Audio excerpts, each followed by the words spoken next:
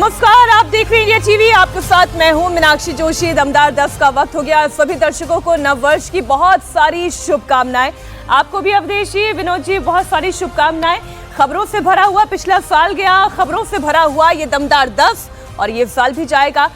और नए साल के पहले दिन साल की पहली लड़ाई और सबसे बड़ी राजनीतिक जंग और उसके बैटल ग्राउंड बंगाल की बात करेंगे। जी हाँ, पश्चिम बंगाल में विधानसभा चुनाव के लिए उल्टी गिनती शुरू हो गई है। 100 दिन के बाद बंगाल में विधानसभा चुनाव होंगे और एसआईआर का पहला चरण पूरा हो चुका है। एसआईआर का दूसरा चरण इस वक्त बंगाल में चल रहा है। 14 फरवरी को फाइनल वोटर लिस्ट जारी हो जाएगी, लेकिन उससे पहले चुनाव आयोग और ममता बनर्जी की पार्टी आमने सामने है। ममता बनर्जी के भतीजे और टीएमसी सांसद अभिषेक बनर्जी मुख्य चुनाव आयुक्त ज्ञानेश कुमार पर टीएमसी नेताओं को अपमानित करने का आरोप लग रहा है। इधर चुनाव आयोग ने भी साफ साफ कह दिया है कि किसी की धमकी बर्दाश्त नहीं की जाएगी। इस पर मैं चर्चा करूंगी। हमारे साथ जो वरिष्ठ पत्रकार हैं उनकी राय भी आपके सामने रखूंगी, लेकिन उससे पहले थोड़ा सा मामला आपके सामने ब्रीफ कर देती हूं। दरअसल अभिषेक बनर्जी के नेतृत्व में टीएमसी का 10 सदस्यीय डेलीगेशन चुनाव आयोग से मिलने के लिए पहुंचा। यहां से स्टोरी शुरू होती है, ये बात तो आप जानते ही हैं, लेकिन उसके बाद जो हुआ वो आज मैं आपको बता रही हूं। मुख्य चुनाव आयुक्त ज्ञानेश कुमार और टीएमसी डेलीगेशन के बीच करीब 2.5 घंटे तक बात हुई। 2.5 घंटे तक मीटिंग चली है और मीटिंग के बाद जब अभिषेक बनर्जी निकले तो उन्होंने मीडिया के सामने कहा कि चुनाव आयुक्त ने उनका अपमान किया। 2.5 घंटे तक मीटिंग चली और तू मैं हुई, अपमान किया। उन्होंने चुनाव आयोग को चैलेंज करते हुए कहा कि अगर दम है तो मीटिंग का सीसीटीवी भी जारी करके दिखाएं। पहले आप अभिषेक बनर्जी के आरोपों को सुने और फिर चर्चा। उनको लगता है गला उठा के बात करेगा और थोड़ा बहुत जोर से बोलेगा तो सब दब जाएगा।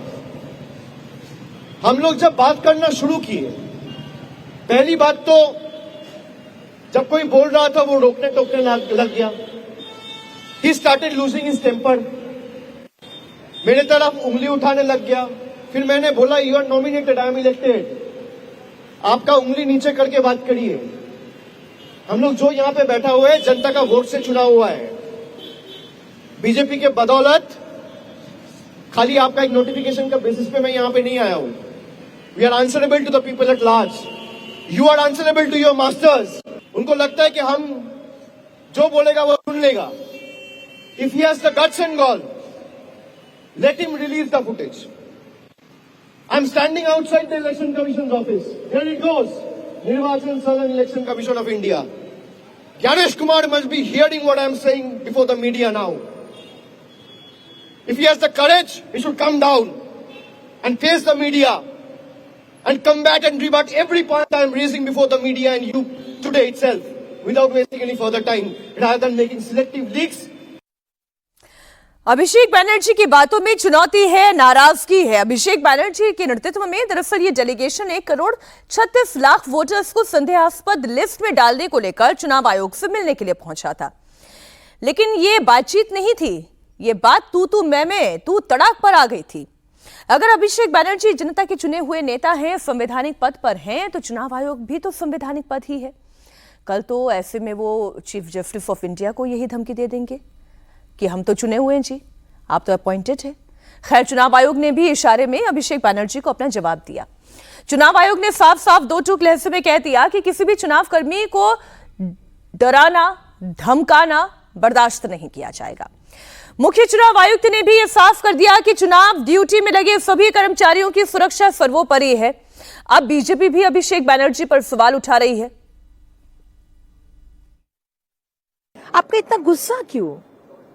क्योंकि आपका जो इतना साल से जो मृत वोटर, जो शिफ्टेड वोटर, डुप्लीकेट वोटर और जो रोहिंग्या बांग्लादेशी इलीगल इमिग्रेंट्स को आप इधर स्थान दिया है पश्चिम बंगाल में, उनका डॉक्यूमेंट्स बना दिया है, वो नाम काटा जा रहा है, इसलिए आपका दुख हो रहा है, गुस्सा आ रहा है। हम लोग समझ रहे हैं। और आप जो बोल रहे हैं ना कि वोटर सरकार बनाता है, लेकिन यहाँ ज्ञानेश कुमार जी वोटर को अधिकार दे रहे हैं, देंगे। जो भारत के नागरिक है, वो हिंदू हो, मुसलमान हो, सिख हो, क्रिश्चियन हो, कोई भी हो, उसको अधिकार दिया जाएगा। लेकिन कोई अगर बांग्लादेश से आए, रोहिंग्या आए, उसका तो आप लोग अगर डॉक्यूमेंट बना देंगे, जो डेथ सर्टिफिकेट, बर्थ सर्टिफिकेट बहुत आजकल हो रहे, डोमिसाइल सर्टिफिकेट, ये तो हम लोग करने नहीं देंगे, क्योंकि हम लोग चाहते हैं, भाजपा चाहते हैं, जो राष्ट्रवादी पार्टी चाहते हैं कि बंगाल के हर वैध वोटर, उनका जो अधिकार है वो मिले, और वोटर अधिकार जो है वो मिले। तो कहानी मैंने सारी आप लोगों के सामने रख दी है। अवधेश जी, चर्चा क्या करें? यहाँ तो बातचीत नहीं, तू मैं हो रही है, तू तड़ाक पर आ गया। अभिषेक बैनर्जी कह रहे हैं कि आप होंगे नॉमिनेटेड, पर मैं इलेक्टेड हूं, मैं भाजपा के दम पर यहां पर नहीं खड़ा हुआ हूं। किससे बचा रहे अभिषेक बैनर्जी? नहीं, जो कुछ भी दृश्य है ये तो भारत के लोकतंत्र की दृष्टि से बहुत चिंताजनक और डरावना है।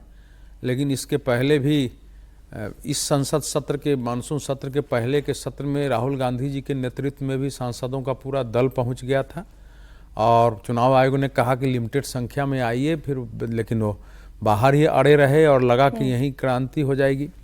देखिए, जो कुछ अभी अभिषेक बनर्जी जी ने कहा है इसका अर्थ बिल्कुल उल्टा है जो वो कह रहे हैं। इसका अर्थ यह है कि पश्चिम बंगाल की ममता बनर्जी चुनाव आयोग को भी उसी प्रकार से दबाव में बनाए रखना चाहती है, ताकि अगर उनके यहाँ पोल रिगिंग हो या जो कुछ भी रिगिंग SIR के दौरान हुआ हो, उस पर चुनाव आयोग भय से कोई कदम नहीं उठाए। मुझे बिल्कुल एक रणनीतिक ये लड़ाई लगती है, क्योंकि जब वहां हो गया है, सूची जारी होने वाली है, इस बीच में आ करके और इस प्रकार से बात करना, उंगली नीचे करिए, कई बार आदमी का उंगली उठ जाता है।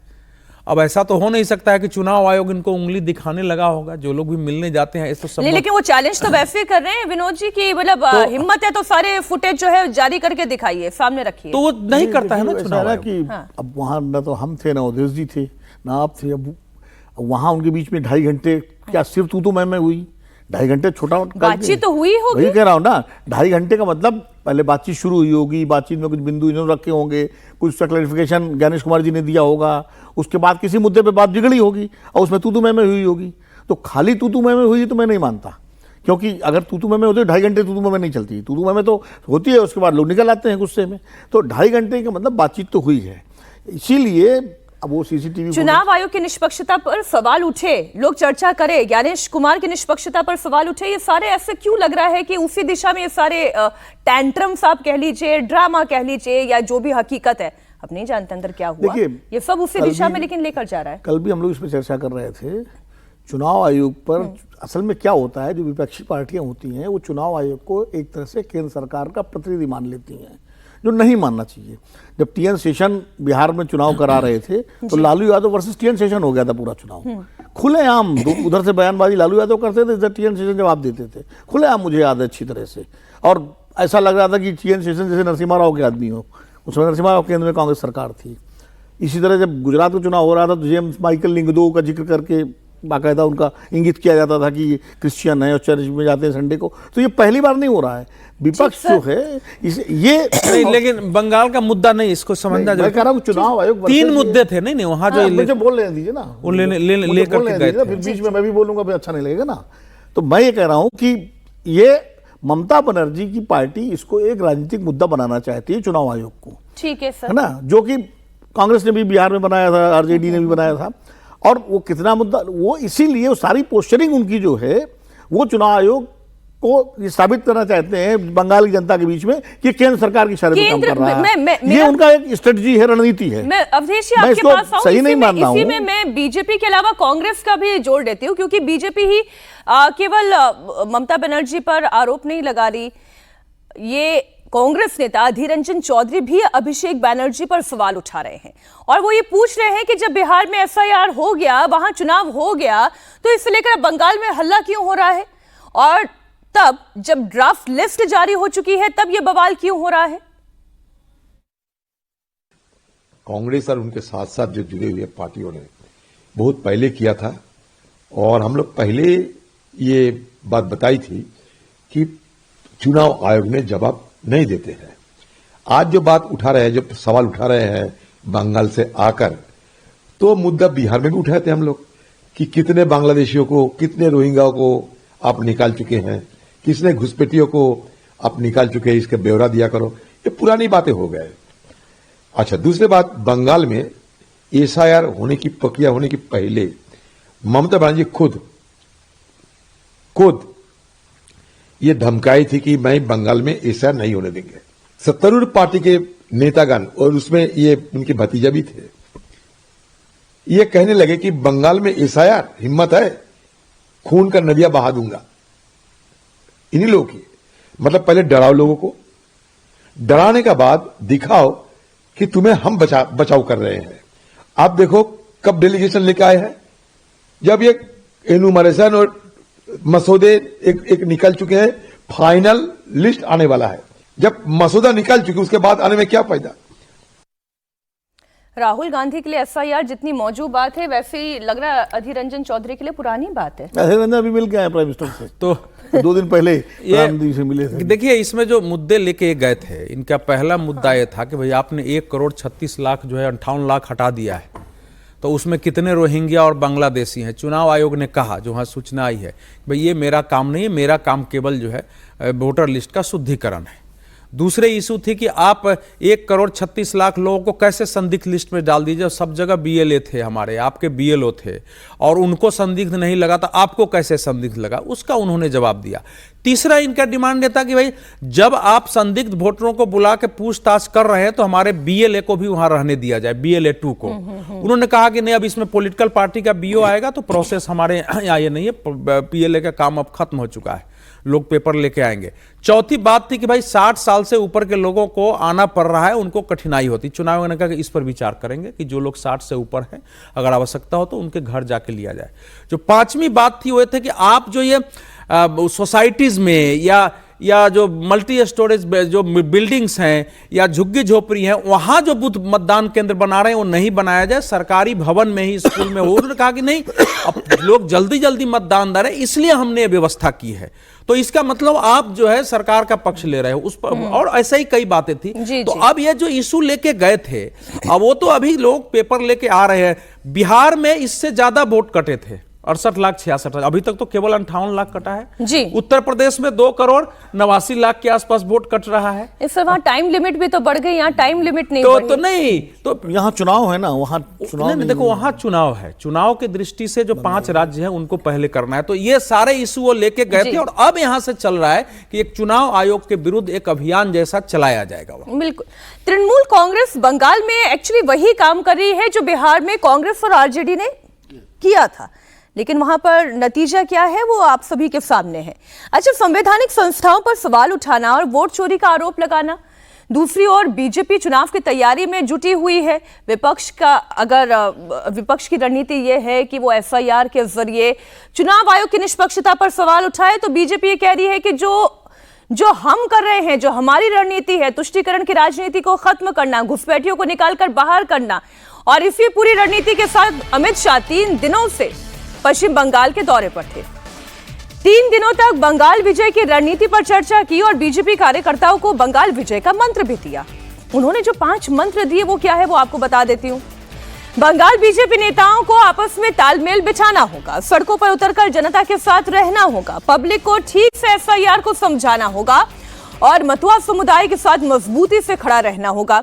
जनसंपर्क से ही प्रचंड जीत का आधार बनेगा। यह अमित शाह ने जो मीटिंग हुई है वो मंत्र दिया है। और अमित शाह का 3 दिनों तक साल के अंत यानी कि 2025 में विनोद जी कैंप करना ही ये बताता है कि बंगाल कितना इंपॉर्टेंट है। अच्छा, एक और खबर इसी से जुड़ी हुई आपको बता दूं, टीएमसी के निष्कासित विधायक और जनता उन्नयन पार्टी के अध्यक्ष हुमायूं कबीर ने ममता बनर्जी पर हमला कर दिया। हुमायूं कबीर ने ममता बनर्जी के दुर्गा मंदिर बनाने और महाकाल मंदिर के निर्माण पर भी सवाल उठा दिए। मुर्शिदाबाद में बाबरी मस्जिद का निर्माण करवाने वाले हुमायूं कबीर ने ममता बनर्जी को लेकर कहा कि सरकार और टैक्स देने वालों के पैसे से मंदिर नहीं बनना चाहिए। अच्छा, ममता बनर्जी अगर मंदिर बनाए तो गलत, अगर मस्जिद बनाती तो वो अच्छी हो जाती। हुमायूं कबीर को एक बात हुमायूं कबीर के लिए अच्छी हो जाती है, तब बीजेपी के लिए उन पर हमला करते हैं मस्जिद को लेकर के। एक बयान सुना देते हैं फिर चर्चा करते हैं। जितना खुशी मर्जी कर लीजिए, लेकिन वो गवर्नमेंट का पैसा में, टैक्स में, पैसा में नहीं होना चाहिए। महाकाल मंदिर बनाइए, वो जगन्नाथ बना लिया, फिर वो दुर्गावन कर रहा है, वो जो दुर्गा पूजा का कार्निवल कर रहा है, इसको को नाम उठाने के लिए सब कुछ कर रहा है। काम तो कुछ नहीं हो रहा है, कर्मसंस्थान नहीं है, नौकरी नहीं है, लोग को कोई आजादी से चलना फिरना भी नहीं है, सिक्योरिटी नहीं मिलते हैं लोगों को। ये सब ज्यादा ध्यान देने के लिए बोलूँगा। बॉडी लैंग्वेज तो हुमायूं कबीर की इस बयान में कुछ लो सी लग रही थी, लेकिन अवधेश जी मुझे ये बात बताएं कि जो अमित शाह मंत्र देकर गए हैं उसमें वो जो 2/3 वाला फॉर्मूला है, वो 2/3 वाला फॉर्मूला काम कैसे करेगा? ममता बनर्जी एग्रेसिव हैं, विरोधियों को टिकने नहीं देती हैं। अब मुर्शिदाबाद की मस्जिद के सामने वो महाकाल मंदिर लेकर आ गई हैं, दुर्गा आंगन भी लेकर आ गई हैं। नहीं, 2021 में और 2024 में भारतीय जनता पार्टी को अपेक्षित सफलता नहीं मिलने का जो मूल्यांकन हुआ है जी, उसमें मेजोरिटी जो है बूथ तक इस बार विश्लेषण हुआ कि हम वहां हारे क्यों। केवल क्षेत्र वाइज नहीं था, इस बार बूथ के स्तर से भी विश्लेषण किया गया था। क्यों हारे? जो उन्होंने बताया है अभी नहीं, पहले तो उन्होंने कहा कि भाई केंद्र की बदौलत अगर आप चाहते हो राष्ट्रपति शासन लाभ मांग कर, केंद्र के बदौलत आप यहां चुनाव नहीं जीत सकते हो, आपको खुद स्थानीय स्तर पर। अभी जो मंत्र दिया है उन्होंने कल के भाषण का, उसके बाद कल के भाषण में उन्होंने कहा है कि जितने भी सांसद हैं, विधायक हैं, या जिनको भी टिकट चाहिए वो कम से कम अपने क्षेत्र में 4 दिन रहे सप्ताह में और 5 स्ट्रीट मीटिंग डेली करें, 5 स्ट्रीट मीटिंग डेली, और 2 महीने जब ये काम करेंगे तो उनके आधार पर फिर टिकट होगा। इस बार सबकी रिपोर्ट आएगी, उसके आधार पर फिर टिकट होगा कि हम किसको टिकट देंगे अगर आपको चुनाव लड़ना है तो। उसके बाद उन्होंने स्टॉक लिया है, और जितने, देखिए अमित शाह जी के दौरे का मतलब यह था 3 दिनों का कि यहां से भारतीय जनता पार्टी के चुनाव अभियान की औपचारिक शुरुआत हो गई। जितने मुद्दे थे, पत्रकार वार्ता इतनी लंबी, वो सारे मुद्दे उन्होंने स्पष्ट कर दिए। उसके पहले सांसदों विधायकों के साथ बैठक की है, फिर जो है कार्यकर्ताओं से के साथ संवाद किया है। तो एक जो होता है ना कि पहले से काम चलते हुए में अंतिम उसको एक स्वरूप दे देना। मुझे तालमेल वाली बात भी, लेकिन अमित शाह जो कर रहे हैं विनोद जी, दिलीप घोष और शुभेंदु अधिकारी को भी तालमेल बिठाना होगा। जंग जीतनी है तो तालमेल तो बिठाना होगा। प्रदेश अध्यक्ष है मौजूदा, उनका क्या नाम है, जो इस समय भाजपा के प्रदेश अध्यक्ष हैं बंगाल के, उनको भी तालमेल, उनके साथ भी तालमेल बिठाना होगा, क्योंकि दिलीप घोष उससे नाराज हैं। एक तो क्या है कि बंगाल में समस्या क्या है बीजेपी के सामने, बीजेपी के जो स्थानीय नेता है वो पूरी तरह से केंद्रीय नेताओं के भरोसे रहते हैं कि भाई मोदी जी आएंगे, छड़ी घुमा देंगे, अमित शाह जी आएंगे, रणनीति बना के जो है जिता देंगे चुनाव। तो वही अमित शाह जी ने कहा है कि जो अवधेश जी भी कह रहे थे कि चुनाव ये आपको लड़ना है, जमीन पर चुनाव आपको लड़ना है, इसलिए आपको एक्टिव होना पड़ेगा। पूरे देखिए 4-5 साल होने को आ रहे हैं ममता बनर्जी सरकार के, कोई ऐसा बड़ा, वो छोड़ दीजिए आरजी कार वाला जो घटना हुई थी रेप की, किसी जनता के मुद्दे पर भारतीय जनता पार्टी के स्थानीय नेताओं ने कोई बड़ा आंदोलन किया क्या पश्चिम बंगाल में, कि कोई सरकार को स्थानीय मुद्दे पर नहीं किया? तो सबसे बड़ी समस्या वहां यही है। तो वही अमित शाह जी ने कहा कि भाई जनता भी नहीं, जाइए उनके मुद्दों पर, आप सड़क पर उतरिए। अभी 2 महीने आपके पास हैं ये करने के लिए, क्योंकि 3 महीने बाद चुनाव है, तो अभी आप ये करिए, तो फिर आपकी रिपोर्ट जो आएगी कि कौन कितना एग्रेसिव होकर जनता के सवालों को उठा रहा है, तब हम उसको टिकट देंगे। तो एक तरह से उन्होंने अपनी जो स्टेट इकाई है उसको एक्टिव किया है अमित शाह जी ने जाकर के 3 दिन रह करके। तो भाजपा बहुत गंभीर है पश्चिम बंगाल को लेकर। देखिए बिहार जीत लिया भाजपा ने, एनडीए, और अब पिछले जीत लिया कि सब सिंगल लार्जेस्ट पार्टी है वो, पहली बार पूरे उसमें। दूसरा, नॉर्थ ईस्ट में सारी सरकारें बीजेपी की हैं या उनके सहयोगी दलों के साथ हैं जी। एक पश्चिम बंगाल ऐसा है, उड़ीसा में उनकी सरकार बन गई, तो पूर्वी भारत में एक पश्चिम बंगाल का जो गढ़ है वो बीजेपी भेद नहीं पा रही। हालांकि उसकी प्रोग्रेस हुई है। 2011 में अगर 2016 में अगर उसके पास 3 विधायक थे तो 2021 में 70 विधायक। तो अमित शाह ने पूरा समझाया कि हम ऐसे ही नहीं बढ़ रहे हैं, लेकिन वो नहीं भेद पा रही है, वो उसके लिए बहुत बड़ी चुनौती है। ममता बनर्जी सबसे बड़ी चुनौती है, और इसलिए हमने कहा कि साल का पहला दिन है और पहले दिन में सबसे बड़ी चुनौती की ही और सबसे बड़ी पॉलिटिकल लड़ाई की ही हम बात करेंगे। बात बंगाल से थोड़ी उत्तर प्रदेश लेकर आते हैं। उत्तर प्रदेश में अयोध्या में सनातन की नई झांकी देखने को मिल रही है। कल साल के आखिरी दिन मुख्यमंत्री योगी आदित्यनाथ रामनगरी अयोध्या में थे। उनके साथ देश के रक्षा मंत्री राजनाथ सिंह भी मौजूद थे। कल राम मंदिर के प्राण प्रतिष्ठा के 2 साल पूरे हुए थे और इस खास मौके पर मां अन्नपूर्णा के मंदिर के शिखर पर ध्वजारोहण हुआ। इसके बाद योगी ने पब्लिक को संबोधित करते हुए अयोध्या में बदलाव की बात की। योगी ने कहा, पहले कुछ लोगों ने अपने स्वार्थ के लिए अयोध्या को संघर्ष और उपद्रव का अड्डा बना दिया था। पिछली सरकार ने अयोध्या को लहूलुहान करने का काम किया। उन्होंने क्या कहा, आगे उनकी बातें क्या रही, वो आपके सामने रखते हैं। अयोध्या जिसके नाम से यह एहसास होता है कि यहां कभी युद्ध नहीं हुआ, यानी कोई भी दुश्मन यहां के शौर्य से, यहां के वैभव से, यहां के पराक्रम के सामने कभी टिक नहीं पाया। लेकिन कुछ लोगों ने अपने निहित स्वार्थ से, मजहबी जनून और सत्ता की तुष्टीकरण की उस निकृष्टता में पड़ करके अयोध्या को भी उपद्रव और संघर्ष का एक अड्डा बना दिया था। पिछली सरकार ने अयोध्या को लहूलुहान करने का कार्य किया था। जिस अयोध्या में कभी संघर्ष नहीं होते थे, उस अयोध्या को लहूलुहान करने वाले लोग, उस अयोध्या में जिनके शासन में आतंकी हमले होकर के अयोध्या को लहूलुहान करने का प्रयास हुआ था, और कोई जय श्री राम बोलता था तो उस पर लाठी जरूर पड़ जाते थे, गिरफ्तारियां हो जाती थी।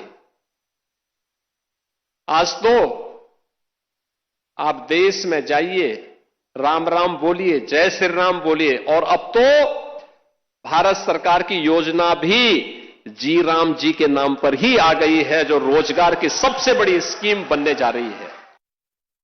प्रभु की कृपा और बजरंगबली जहां की रक्षा स्वयं कर रहे हो, वहां तो भूत पिशाच से निकट नहीं आवे महावीर जब।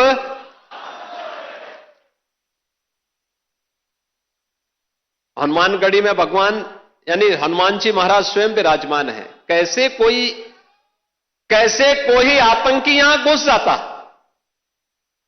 जैसे ही उन्होंने दुस्साहस किया था 2005 में, याद करिए कैसे पीएसी के जवानों ने ठक ठक ठक ठक करके वहीं पे उनको मार गिराया।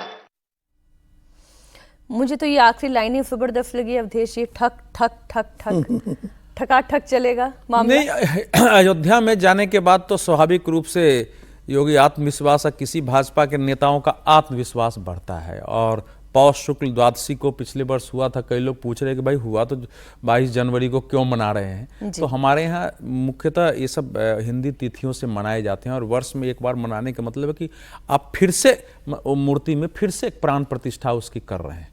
प्राण जो है वो एकदम कंटिन्यू रहे, उसके लिए मंत्रोच्चार होता है। देखिए, योगी आदित्यनाथ जी ने जो कहा है वो इससे ये दिखाई दे रहा है कि 2024 का जो एक सेटबैक था भारतीय जनता पार्टी को, 2025 का अंत आते आते भाजपा नेतृत्व उत्तर प्रदेश में वो उससे बाहर निकल चुका है। एक आत्मविश्वास का है कि हमने क्या चेंज किया है हिंदुत्व के आधार पर देश को।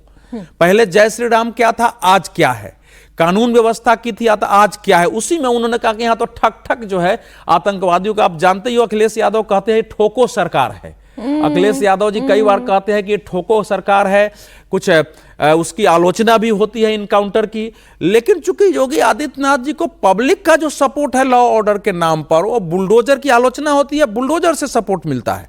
जो इनकाउंटर होता है उसमें कई ऐसे आ गए हैं कि पुलिस ने गड़बड़ी की है, लेकिन उसको सपोर्ट मिलता है पब्लिक का। तो उसको उन्होंने एक हिंदुत्व, कानून व्यवस्था और भारत का अध्यात्म राम के आधार पर गौरव, ये 3 बात जो है उन्होंने सामने रखी, और यही बीजेपी का आगामी एजेंडा है। बोली से समझे तो बोली, नहीं सही लगे तो गोली। ये इसमें एक और बड़ी जो लास्ट उन्होंने बोला ना ठक ठक, वो उन्होंने बोला जो गोली चली थी अयोध्या में कार सेवकों पर, पीएससी ने चलाया, वो उस संदर्भ वो था। लेकिन उसमें एक विडंबना बड़ी दिलचस्प है कि मुलायम सिंह यादव ने गोली चलवाई थी, मुलायम सिंह चीफ मिनिस्टर थे, और उन्हीं मुलायम सिंह यादव को इसी भाजपा सरकार ने पद्म विभूषण भी दिया। तो अब वो केंद्र सरकार ने पद्म विभूषण से सम्मानित किया मुलायम सिंह यादव को, और योगी जी उसका जिक्र कर रहे हैं। तो ये भी बड़ी विडंबना है। नृपेंद्र मिश्रा ने गोली